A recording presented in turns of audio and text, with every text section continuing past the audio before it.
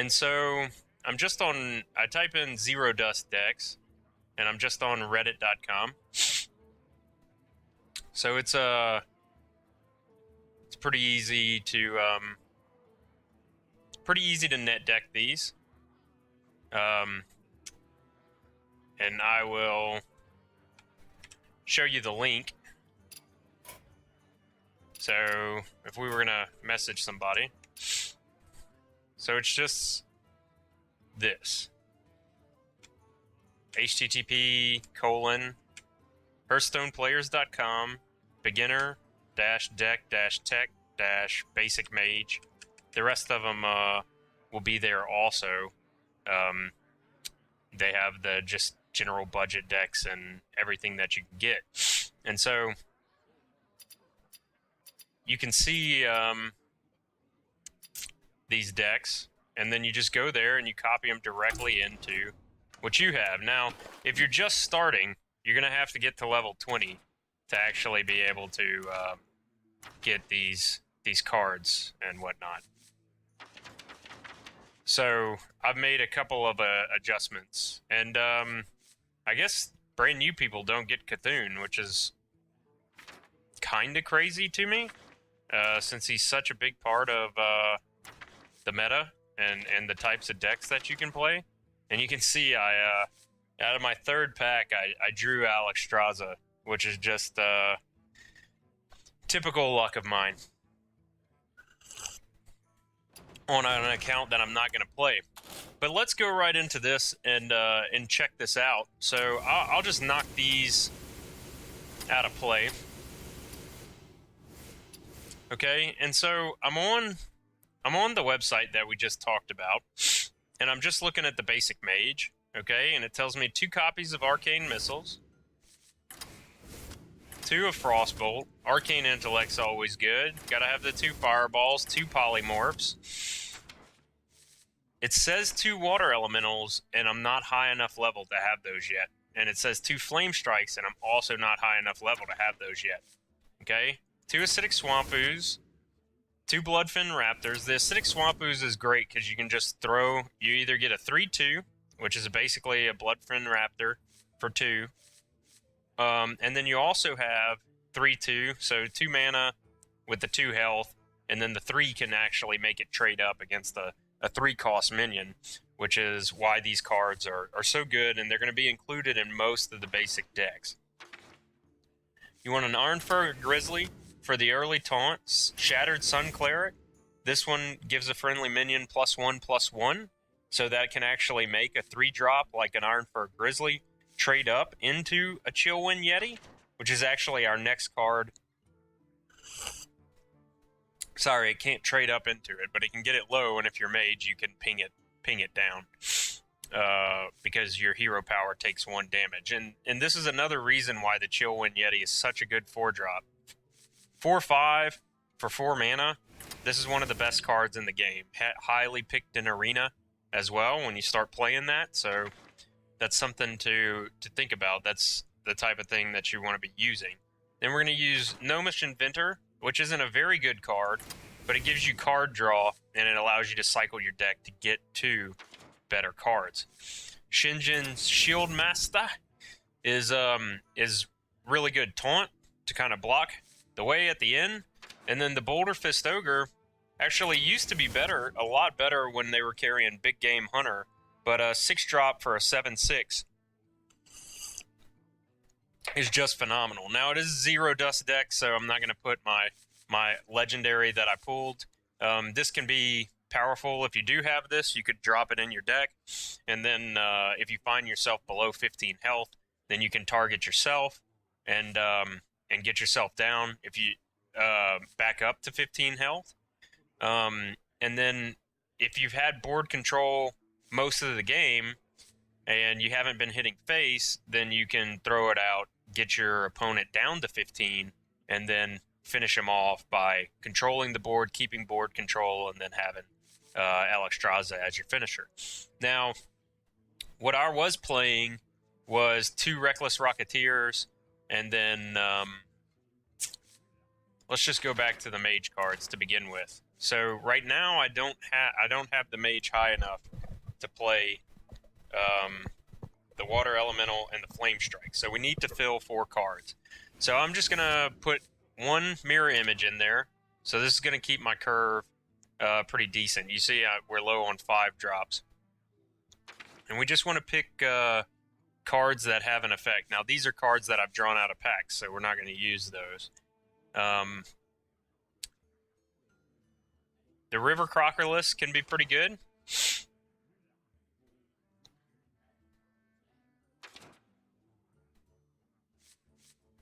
That is also a card I drew out of packs.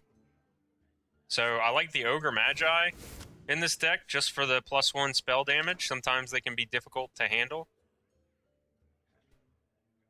We do have a decent bit of minions, so Frostwolf Warlord wouldn't be horrible.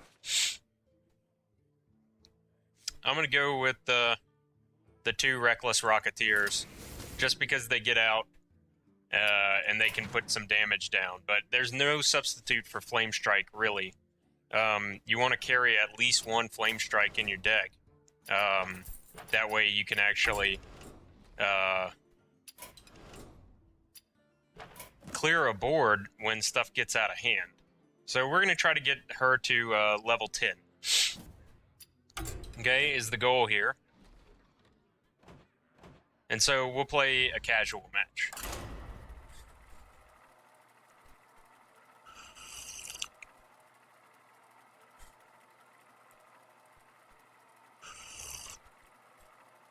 And then once you do get the water elemental and the flame strike, then you'll put them into the deck. And you'll get all of this once you hit, I believe it is, you'll have access to all the basic hero cards once you hit level 20 on a hero.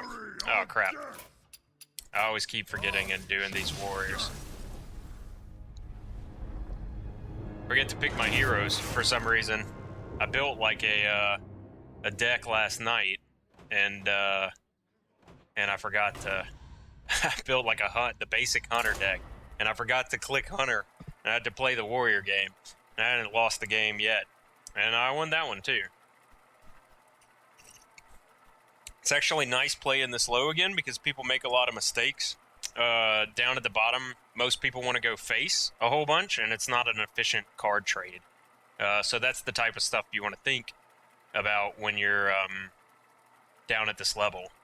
A lot of starting people want to I got hit in the face with arcane missiles. People would use their give your hero 4 attack this turn and hit me in the face on turn 1, and it was just a poor decision. Now the mulligan's an important stage. I could keep Chillwind Yeti or Taunt here because I am gonna have the coin, so I could 4-drop on 3. I don't think I'm going to need Polymorph against the Mage. She usually doesn't come out with that big of minions. And I'm actually just going to keep the Chillwind Yeti to show exactly how powerful this is as a turn 3 minion. So we got a pretty good curve here. And I'll see if she plays anything the first time. And she hasn't. So it would be better to gain board control here with the Bloodfin Raptor, but I'm actually just going to pass it back to her, and I'm going to play the Chillwind Yeti on turn 3.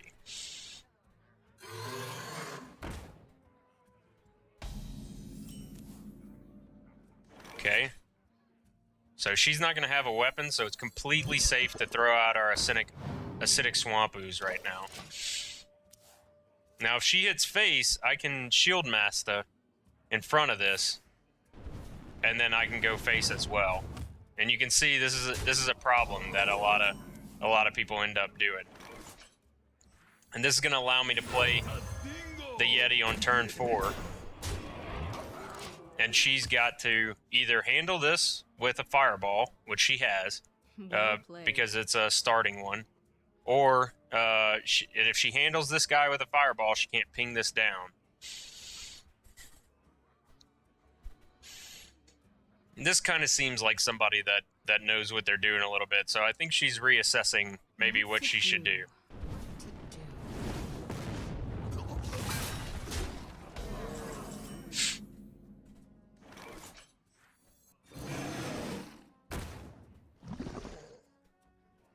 Okay, now she's got to handle my board, but she's going to be able to ping this guy next time. And she's used her fireball, which would have been better to kill this guy. Now, I've got board presence.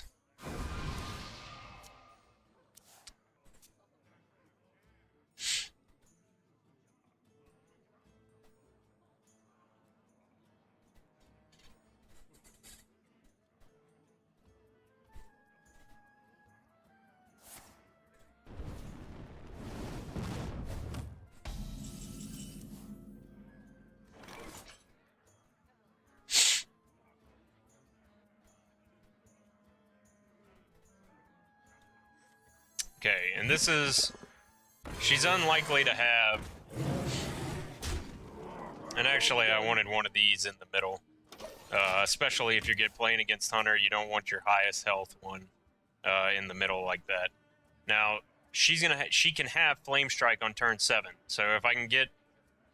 Before she gets to turn 7, I can get hits in. Now, if she has Blizzard on turn 6 and then Flame Strike on turn 7, I'm screwed. But Blizzard kills these guys, so...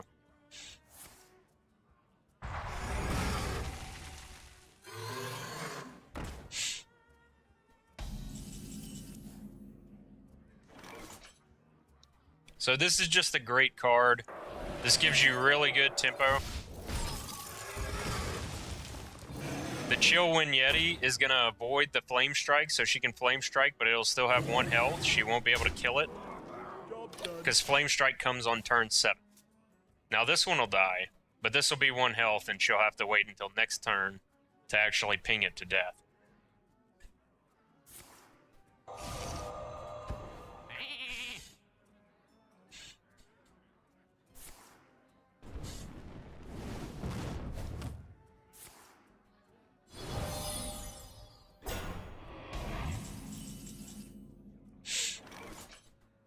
That's fine.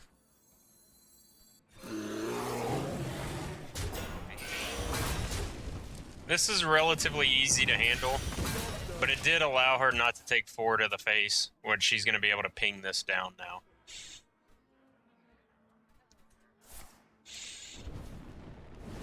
Now what we're trying to do is just get her to 12, because we have both of our fireballs.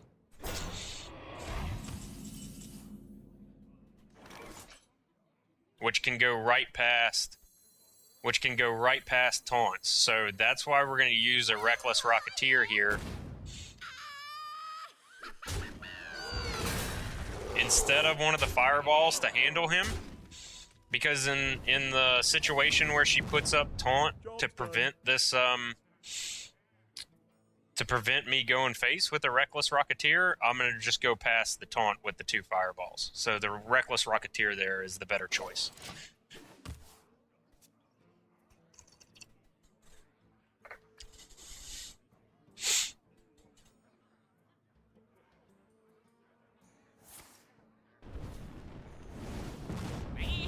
The gates are open. Okay, now she's used the taunt in a way that I'm not going to be able to use the fireballs to finish. Well played. Because I would have been able to hit face with this guy, but now I'm not going to be able to do that. So what I'm going to do is get her low enough to where the fireballs win it next time, unless she has some type of healing. We're going to win this. Even if she has the Dark Scale Healer, which is a card that people can run because it's like a defensive type card. And so I don't have to go past this, which would have cleared my board. I don't think this is as powerful in Mage because you don't have a heavy focus on your minions. And so you can see how powerful it is to have used the Reckless Rocketeers to handle the taunts instead of the fireballs, because that has allowed me to win.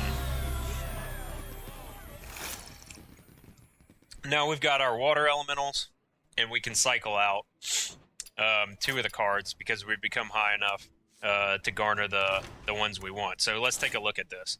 Okay, so Mirror Image overall isn't that great of a card, so I'm going to cycle that one out. And then Ogre Magi isn't a water elemental, so I'm going to cycle that one out as well. Actually, I'm going to put 1 Reckless Rocketeer out, And I'm going to keep the Ogre Magi because I like the spell damage component. Even though this isn't that great of a spell damage card, because usually you can't play it the same turn, you can substitute it with Cobalt Geomancer. That way you have a 2-drop. Actually, let's see what our curve looks like. Yeah, there's 13 4-drops in here, so that's a little high on the 4-drop curve. I'm doing it for the spell damage. So on turn 6, I can play a Fireball and hit for 7 because I put the Cobalt Geomancer down and then shoot the Fireball. So I'm going to go with the Cobalt Geomancer. Is kind of the logic behind that until we get the Flame Strikes. And even then, I may only run 1 Flame Strike.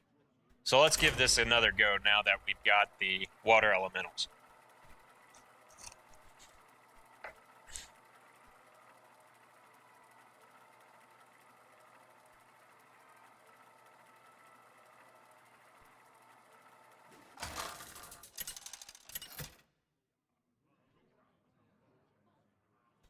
Jaina versus Jaina.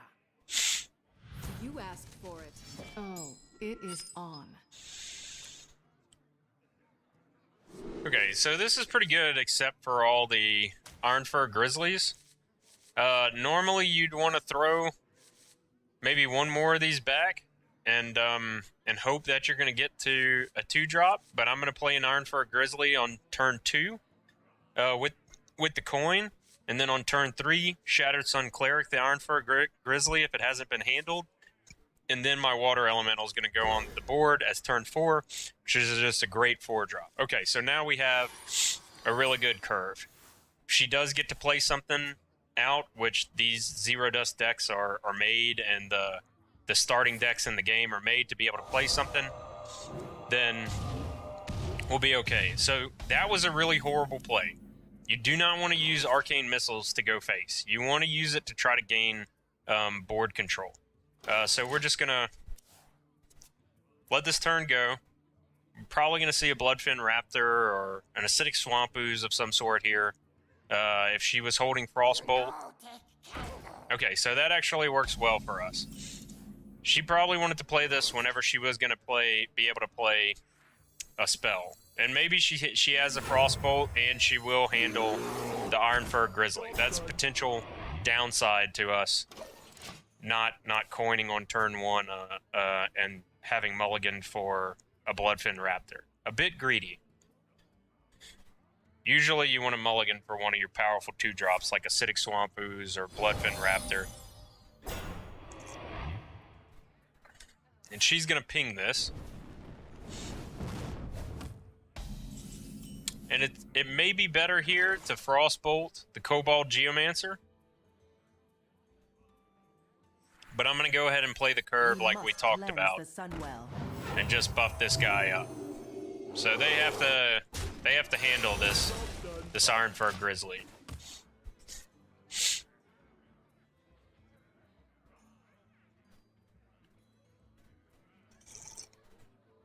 Now Chillwind Yeti here helps her out a lot because I can only deal 3 damage.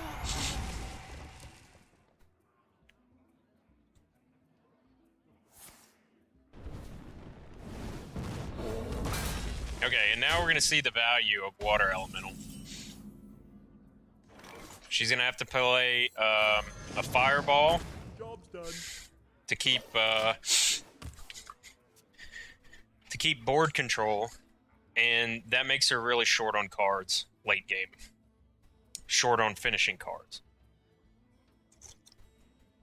It's not ideal for her to Fireball this guy. Now, if she Fireballs my face, she's basically going to be screwed.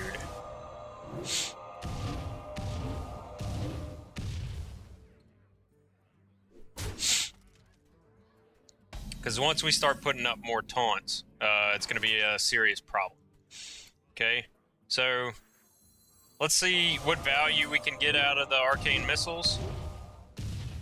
So pretty good value, which still allows us to play the Chillwind Yeti.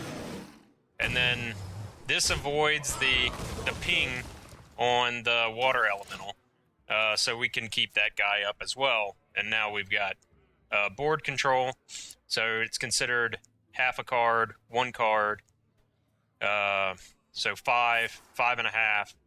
And now she's used both of her kind of finishing cards. Oh, she used it on my face. So all we really need is a taunt now because she doesn't have anything to go face with. We must cleanse the Sunwell. The question is, does she have a flame strike? So it's kind of greedy to put the Bloodfin Raptor down, but she has me pretty on the ropes. So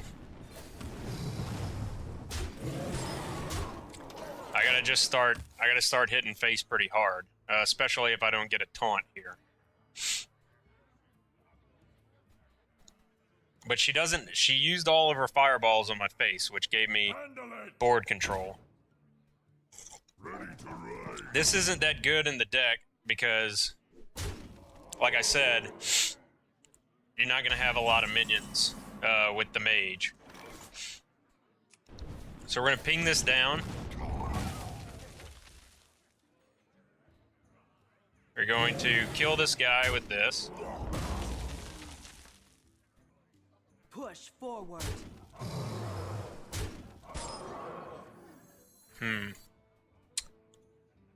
Okay. And we just want to...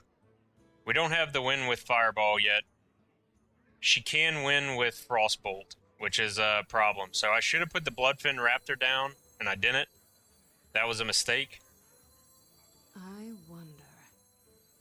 So I'm just going to Frostbolt to make sure that I have the win next turn if she doesn't have a Frostbolt in her hand. If she gets a Frostbolt, then we lost. So going face worked for her this time, but it's not that powerful of an idea. I hope you like my invention. And this is where card draw can really We'll never save know. you. Okay, so Nightblade, and she wins it. So going face worked for her, but if I would have drawn any of my taunts, it wouldn't have worked out for her.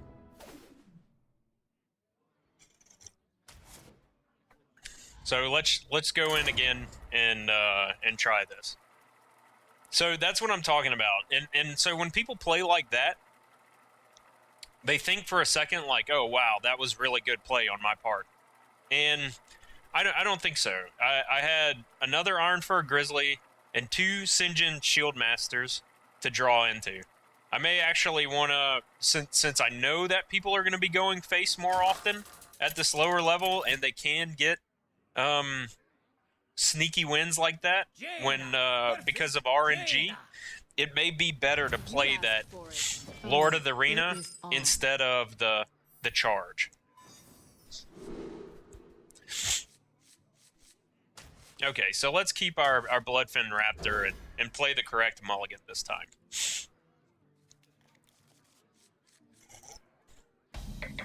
And so these first couple are a great curve. Job's done.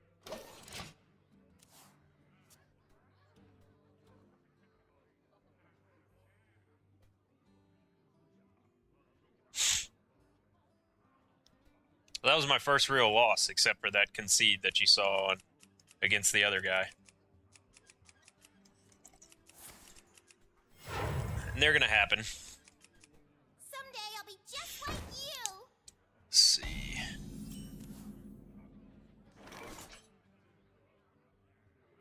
I guess I should keep statistics. So we lost 1 to Mage. What did we beat the first time? Mage, yep. Okay. Alright. So this is a little upgraded Mage here. What to do? What to do? And so we're gonna have to just straight up play her. She's probably got Frostbolt, so the Bloodfin Razor's going down. This is not a basic card, but this is a great card for Mage, and it's played at even higher levels.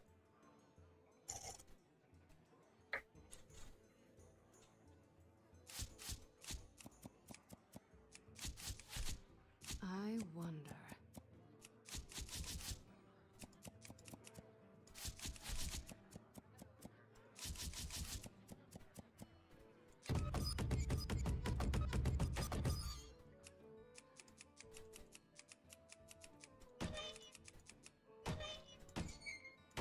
to do? What to do?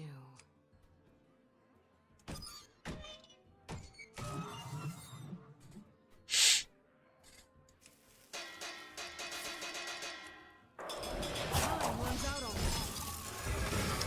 So, yep, there's our Frostbolt. Okay, so it's now not as powerful to play Shattered Sun Cleric, even though sometimes you just have to put her down. It can be a problem. Job's done. And so I'm going to play for the next turn. So we got our Frostbolt, which is something we needed, and then I can ping, depending on what she puts down. Or I can play Sheng Shield Master.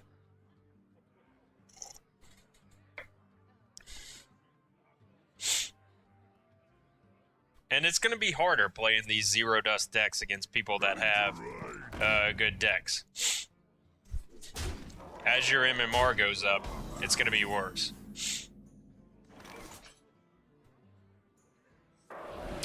So this works actually really well.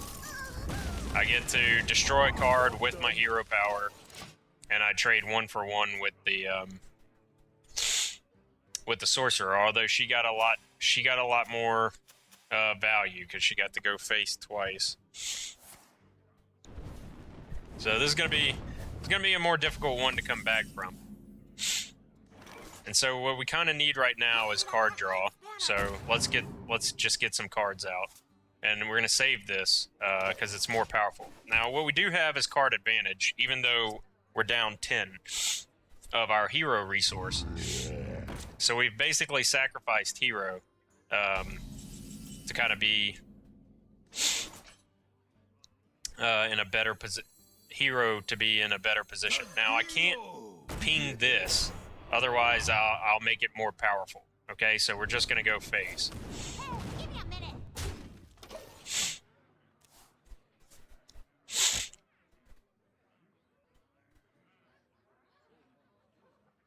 So this will take this 3 down, which will be nice, unless he fireballs this, which is also kind of good for us.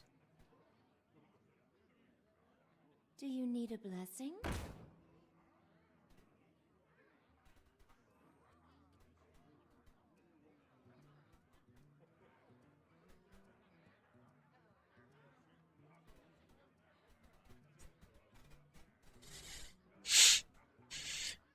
You have the fireball. Yep. Okay, that's okay. He's gonna hit this so that he gains a lot of attack.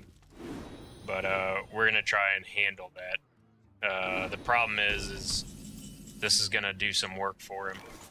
Okay, so now we can handle this.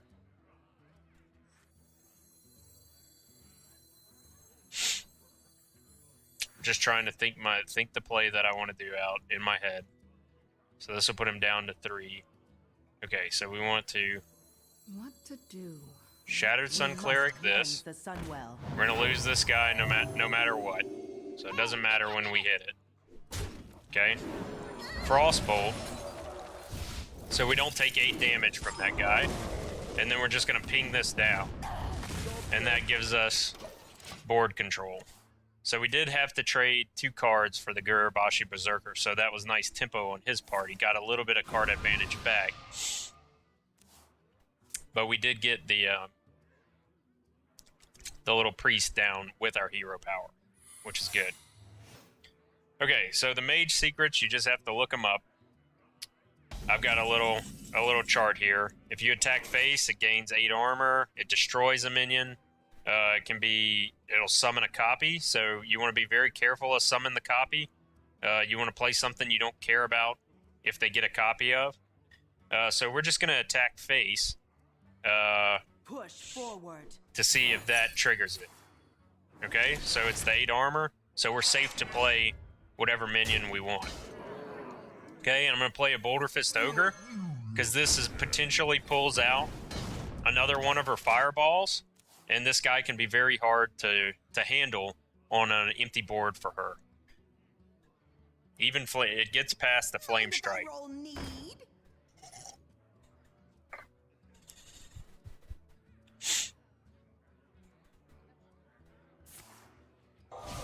Okay, so we get a polymorph out of the way.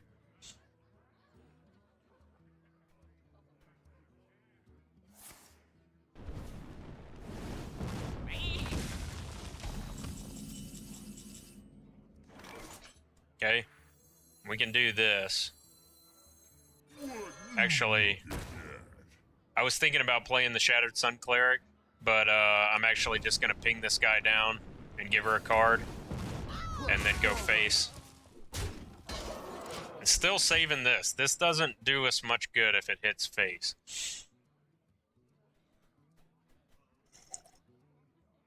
We want to use this to trade up onto our minions. So if I can get a 3-drop minion for a 5-drop card, that's advantage.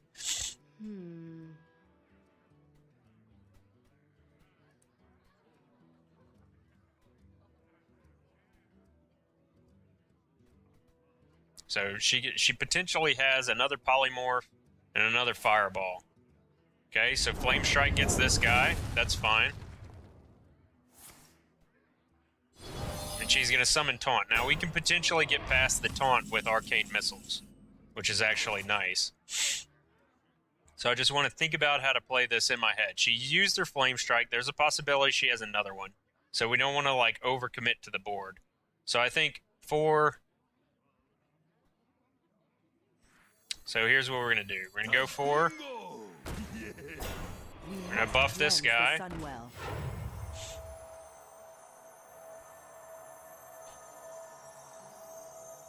Actually, we're going to buff this guy, because this guy can get killed by another Flame Strike. Okay. Then we Bloodfin Raptor. This gives us a lot of value. And then I'm going to just go Arcane Missiles. Now, I could have done Arcane Missiles and not Bloodfin Raptor and see what to ping. Which maybe would have got me past and allow me to do 6 to face, but that was another option, maybe the better option. But I like having the presence on the board, especially since she's drawn a Flame Strike already. Okay, so that's fine. And so this is gonna allow us to clear.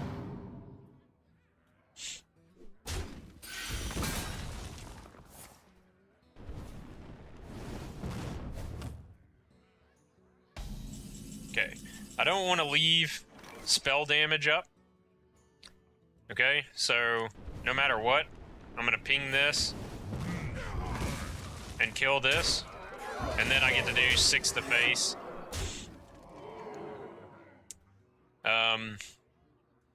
And I'll put a single taunt down just in case she has another Flame Strike. At the low level, and actually a lot of the time at the high level, there's very little times where you need more than 3 minions on the board. So you don't want to overcommit, because we have great board control here. We've got the same card advantage in hand, much less we have 3 more card advantage on board. So we're doing really well. And you can see that early 10 to the face, because of the way we played the rest of the game, not a big deal at all. And card advantage and tempo is eventually what wins games. These small footholds over your opponent is what will generate the win for you. Time runs out on me.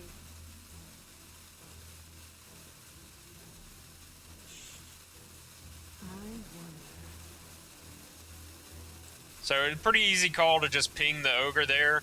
It looks like this person's gotten upset because they know they're at a disadvantage. She doesn't have a second Flame Strike. There's no way to handle this. I don't know that I would have necessarily Flame Striked on the turn that she did. Okay, so the only thing to do here is just go face. Okay, and I'm still not going to commit anything else to the board, even though I know she's basically stopped playing. She should have killed this, so we think, okay, that one's not there. I wouldn't have committed the Ironfur Grizzly to the board in case of another Flame Strike. I mean, we're at a winning advantage right now. And so, when you're done, just win. And so, this is an example of using a deck with lesser cards to beat a deck with better cards. She had better cards. And I think probably she put him down in a way that's like, maybe he shouldn't have had. I mean, she built the deck in a way that the cards weren't very synergistic together. I see what she was trying to do. But when you're starting out, I think it's much better to net deck and play these cards that other guys that are very good at the game You asked for it. have determined to work well together. So this is actually a really nice curve, so we're going to stick with this. Have determined that work well together, because as you go on and learn stuff, you'll start to learn the synergies that these decks have that maybe you didn't notice right when you started playing. And I think that's an important thing to mention whenever you think, oh, okay, this is how to play, the basics, the basic mechanics of the game. Okay, so we just want to card out our Bloodfin Raptor here and gain early board control. So this is powerful for us. And if he uses his hero power, then we just get the ping and wait until turn 3 where we can Shattered Sun Cleric the Bloodfin Raptor. Okay, so now we go to our Paladin card. Okay, we can do damage, that much damage to the enemy hero, gives it to you. Return minion dies, return it to life with 1 health. Probably not. Summon 2/1 as the new defender. That could be what happens. Play a minion, reduce its health to 1. Play a 4th minion, destroy it. Turn starts, he gets +1 to all his minions. Okay, so let's see if it's play a minion. This isn't that good of a play right now, so that didn't trigger it. I could have maybe attacked his face. Job's done. Okay, and so it's eye for an eye. He must have picked that up from his cards, and that's fine. We're fine with that. We've still got our board presence. We tested if it was I could have just shot his face and tested eye for an eye. That would have been fine as well. Okay, so this is where Shattered Sun Cleric is powerful. This is a turn 3. We must cleanse We're the gonna buff Sunwell. the Bloodfin Raptor, and then that's gonna keep our guy up for our next turn.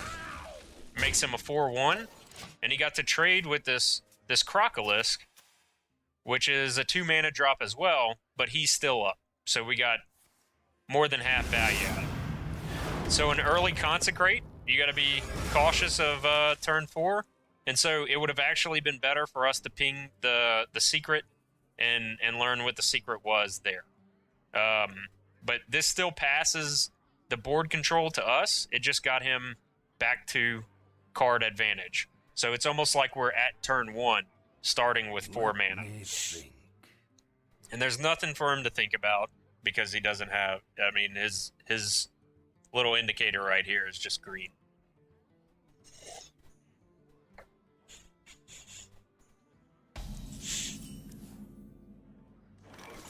Okay, so we're just gonna. Actually, I think Water Elemental is probably the most powerful to put out. This Sinjin is very defensive, and he doesn't have anything on the board. So we put out Water Elemental. A lot of the things that he's going to put down are going to have 3 health. And so it's on him to handle this. And if he can't handle it with a single card, then we get back to card advantage.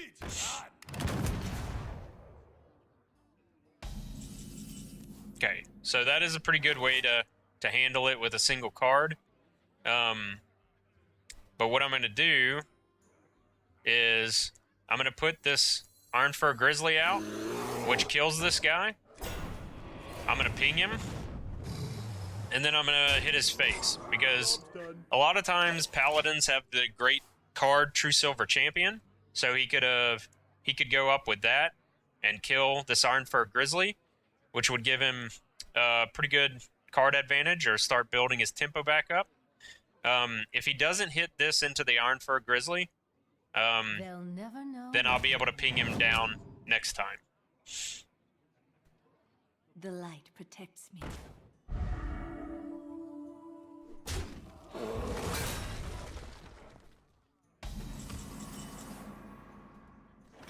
Okay, so this allows me to efficiently trade.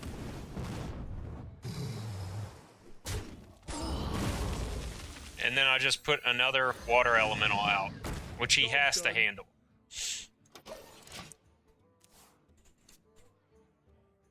So the hero power took down 1 card. So we used the water elemental, the hero power twice, and the Iron Fur Grizzly to take down 2 cards that were higher mana. I believe these were both 5 drops. Okay, so that's pretty good advantage. All right. So this actually allows us to play the Sinjin Shield Master. And then we can draw cards, because I'm not very afraid of the Argent Squire, although you have to be aware that he could have Blessing of Kings. So it may be better to have pinged off this Divine Shield, because if he Blessing of Kings it, he's going to take down this with a 1-drop card in Blessing of Kings, which is a very powerful Paladin card, especially behind a Divine Shield.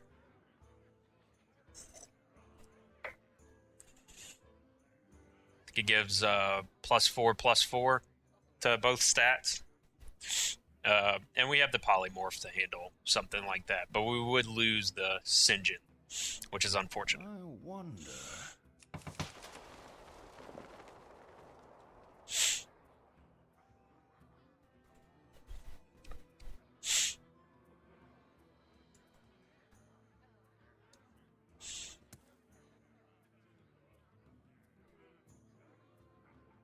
I wonder.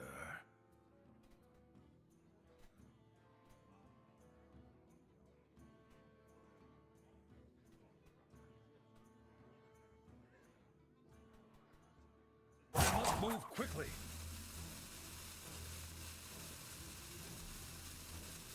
Let me think.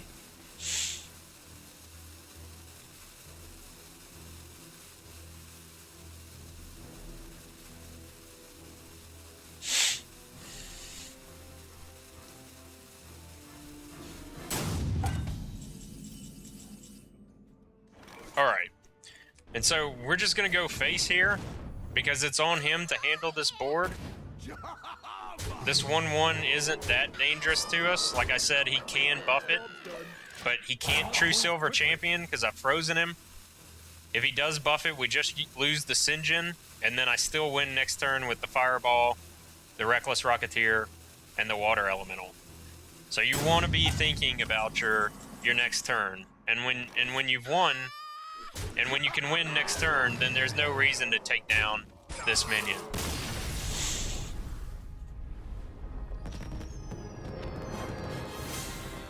We're almost not an angry chicken. And we're almost to 10, so we'll get another card pack. And also, you have to remember that playing these ranked games and playing these casual matches against real opponents instead of the practice matches against the Innkeeper actually garner you more experience. So you'll level these characters faster, and you'll be able to get the 20 cards available to you by getting these guys up. So that's the kind of thing that you want to think about whenever you're playing these guys. You asked for it. Okay, the Frostbolt can take out an early minion. Okay, I'm going to save the Chillwind Yeti for turn 4, and I'm going to throw back the Shattered Sun Cleric since I don't have the 2-drop that I'm looking for. And I can potentially play this Chillwind Yeti on turn 3. And this guarantees that I can clear almost any minion that he's going to put out on turn 2. Now, if he'd have played something right now, I could have been kind of hosed. I don't really want to use my coin for that, and I'm not going to put a Shattered Sun Cleric out, which is basically if you don't use the Battle Cry, it's worse. But these are the type of things that can happen. Okay, so this plays perfectly.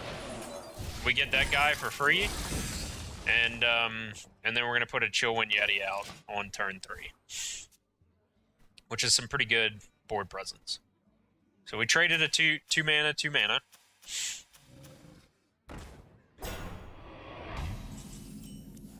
and then we can coin out the Chillwind Yeti.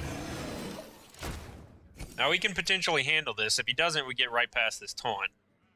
And that's kind of the weakness of this taunt. I like a Iron Fur Grizzly because it trades a little bit better. And he has the beast synergy with it as well that he needs. And I agree with going face because I'm gonna crash into that for sure.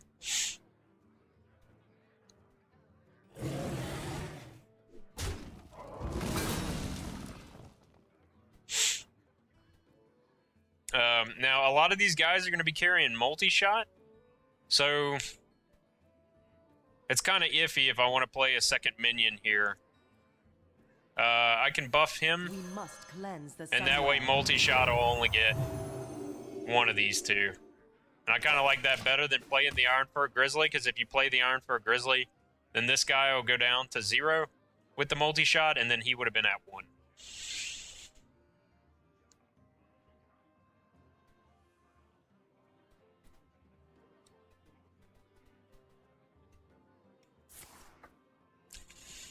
So, exactly like we said, this leaves me with a 5-2 on the board.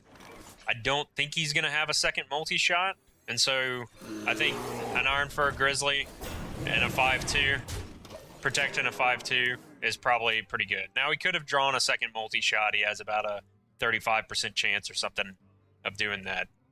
I don't have my Hearth deck tracker there. Yeah, and so now that wasn't that good of a play. But now he doesn't have the multi-shot to handle other things that I can put out. And I have a decent bit of control in my hand. But actually, those worked really well for his tempo. Okay, and I'm just going to draw 2 cards here and ping. Because he doesn't have anything on the board, I put my Reckless Rocketeer down. His 1 mana can actually... 1 mana cost Arcane Shot can actually handle that Reckless Rocketeer really well, so I kind of want to use this more as a finisher if I can, is the way to think about that. Handle it. So with Hunter, if you can fill up the board, it's pretty powerful.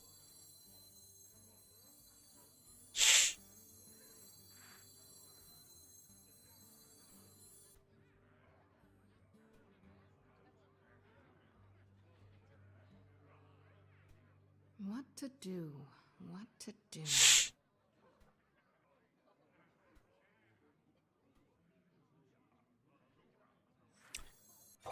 I'm gonna try to go for some RNG here.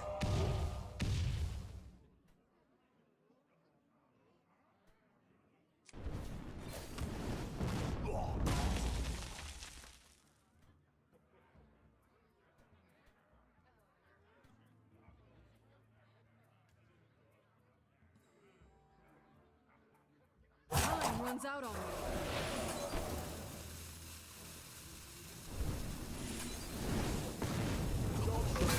I didn't really want to use the fireball for that guy, but I can get kind of back to card advantage with Arcane Intellect. And then whatever he puts down, I can Frostbolt to freeze it, and then Boulder Fist Ogre.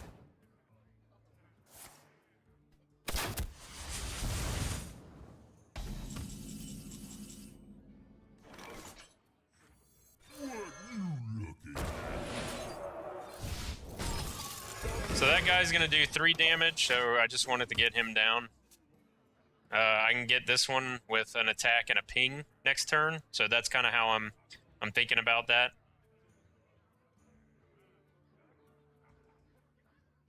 Or I can play a second Boulder Fist Ogre because we know he doesn't have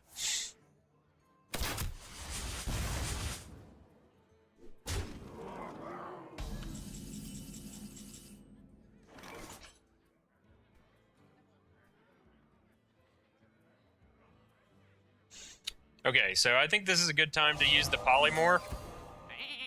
And then we gain card advantage again. Okay. And then I'm going to ping.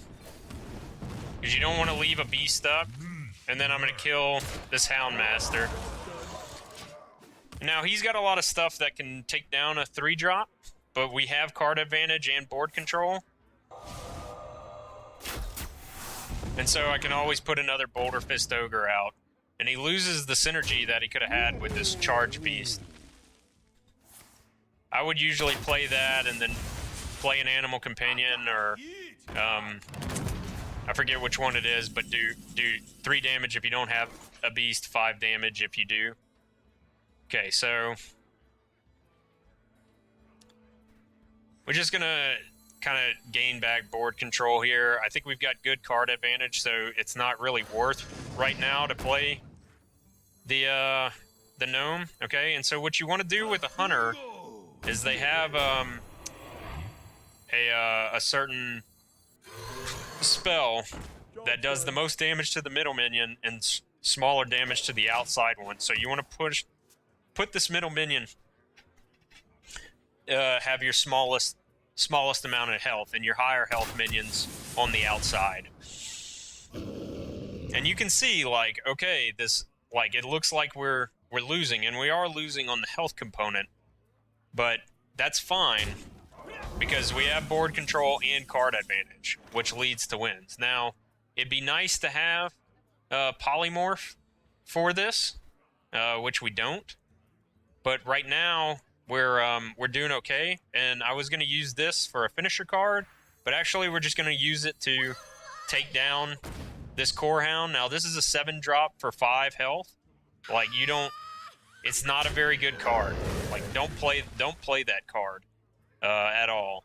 Okay? And then, if we have the Chillwind Yeti out there, and he doesn't handle it, and again, the lower health minions in the center, if he doesn't handle it, then we win next turn.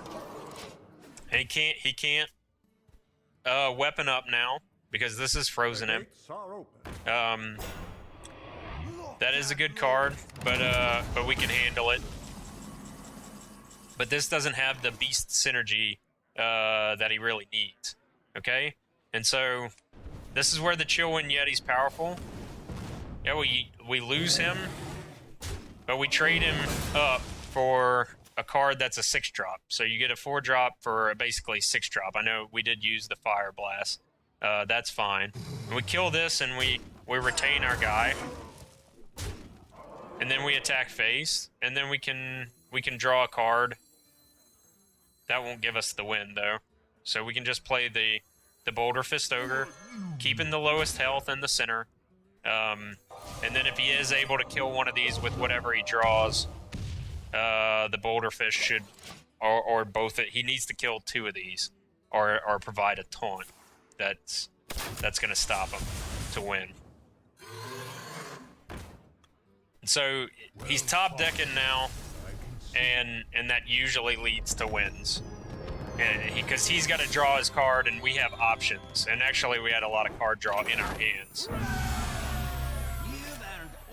Okay, so now we have the basic cards for Mage. So now we can put our Flame Strikes in.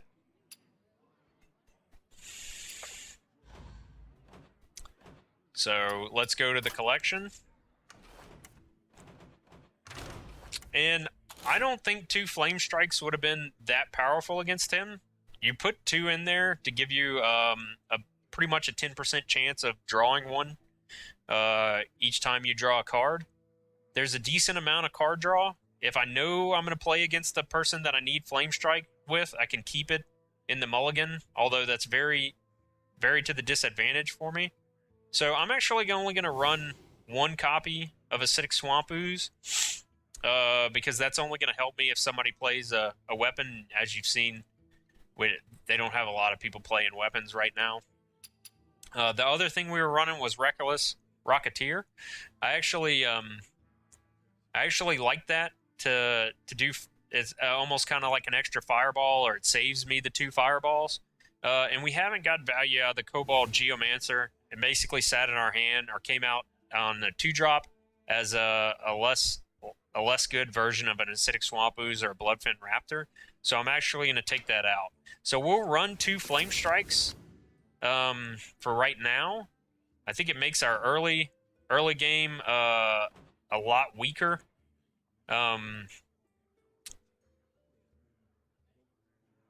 I just don't think we're gonna see a lot of things that we can't beat. Like I think 2 flame strikes is a little bit overkill. I actually like having the second copy of Acidic Swamp Ooze in there to keep the lower end of our curve here a little bit better. So let's see how 1 flame strike is working, and keep the Reckless Rocketeer, because that's helped us with so many big taunts that these guys have been throwing out. And we'll get right back into it.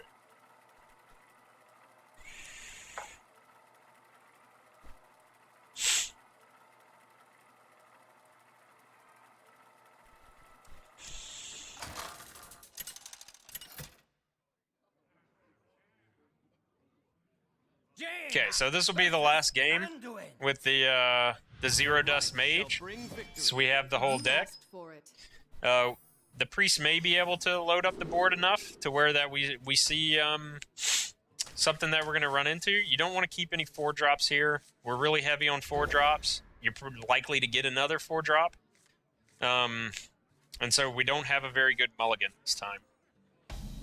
So this may be one of those times where you would play a Shattered Sun Cleric on turn 3 if we hadn't got this Iron Fur Grizzly, because you have to have board presence.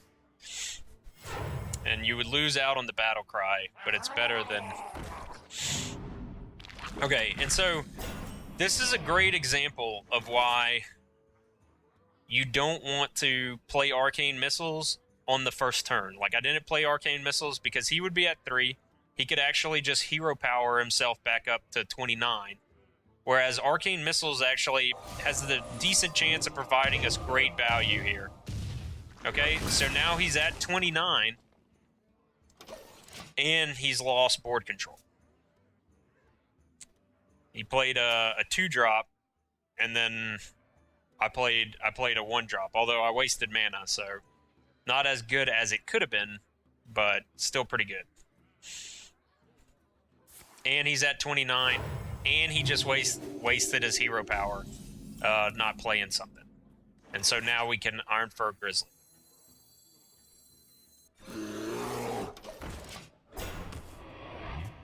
So about the same card advantage, but now we have the board. And he's playing into us, so we get to choose how to attack him.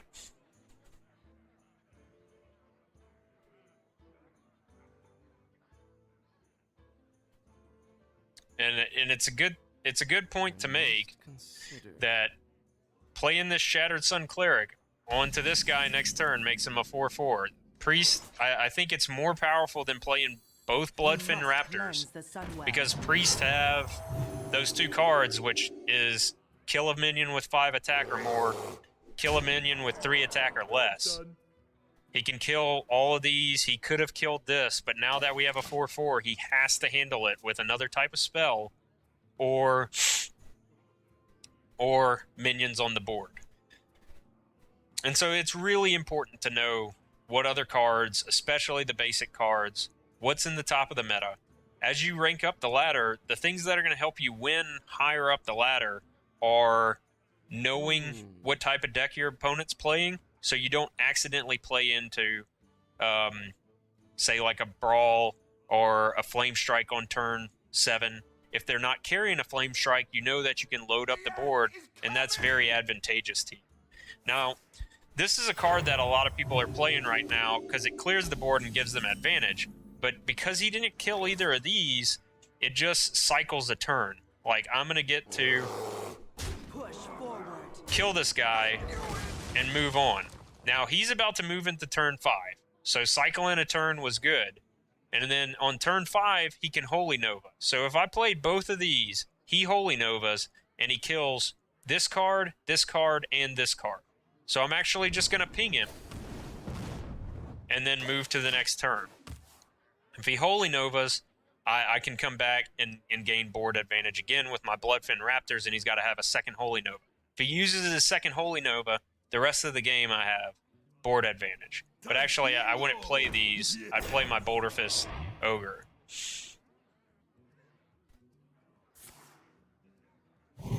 So now he's knocking this down to make it in Holy Nova range if I can handle this guy somehow. So actually, let's give him that because we want to draw out the Holy Nova, because we can't have that board clear. Like, Holy Nova kills this card, and this card, which are all two damage. So Holy Nova does 2 damage to all enemy minions and the hero, I believe, and then it heals all of his minions for 2, as well as himself for 2. Okay, so we got that out. It'd have been a huge mistake to commit all of these to the board when he had a Holy Nova. So we'll see. I think what we can do here is see if he has... Actually, we're just gonna take board control and ping him. Job done. If he has another Holy Nova, he played it on 2 last time, maybe he'll play it again. If he does that, then we can play the Boulder Fist Ogre and this. There we go. Okay, so that's why we didn't overcommit. And so he's in a very defensive position right now, but he is catching up on cards. Okay? So now we know we can play this guy with no repercussions. I want to get back the card advantage. It might be nice to play the Boulder Fist Ogre, but I think probably what he's doing is carrying kill a minion with 5 attack or more. And so this guy will be killed instantly, so I kind of want to be able to put a little bit more board presence down before I do that. There's the 3 attack or less. Okay.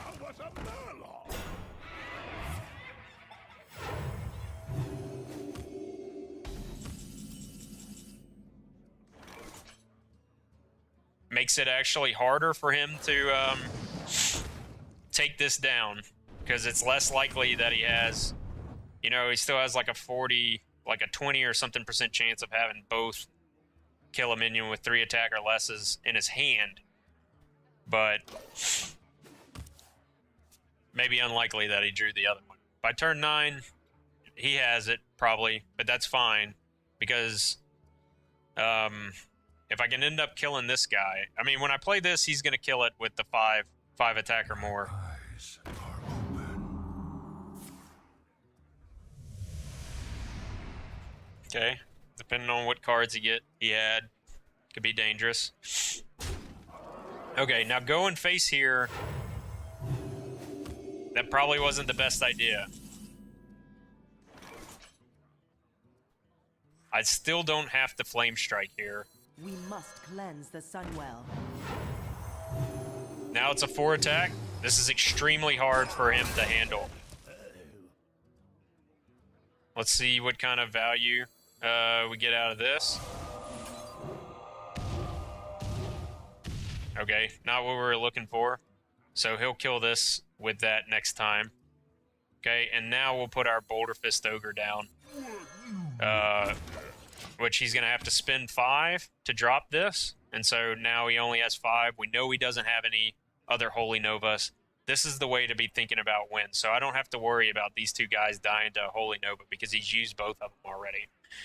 Even though he does kind of, you know, we're kind of even up on card advantage now because of those Holy Novas. I still have my board clear. And you could have probably Flame Striked there, which guaranteed this guy to be down. I went a little bit more for RNG there. If he doesn't take this down, I get this guy basically for free. And that was the call. But now he's played these quite towards the end game. I think he kind of needed to kill this. He didn't think about the Flame Strike, so these guys are ripe for this, especially on turn 10 when I have a ping. And so now we have board control, we can just start going face. So we got value out of this guy, even though he can play his kill a minion with 5 attack or more now. And I just don't think the Chillwind Yeti is going to be enough.